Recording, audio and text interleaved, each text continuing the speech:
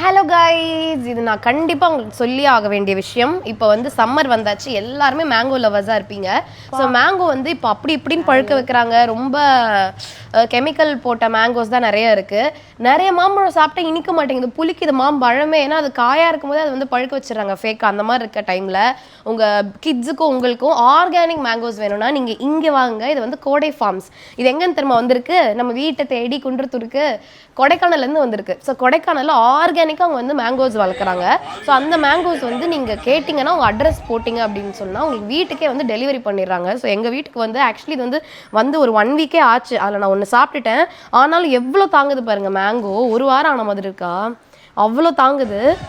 சூப்பராக இருக்குது. கொஞ்சம் கூட இந்த கல்லெல்லாம் வச்சு பழுக்க வைக்காத மாம்பழம். டேஸ்ட்டு வேறு லெவல் டேஸ்ட்டு, சூப்பராக இருக்குது. ஸோ கொடை ஃபார்ம்ஸ்க்கு கண்டிப்பாக இப்போவே நீங்கள் காண்டாக்ட் பண்ணுங்கள். வேற லெவல்.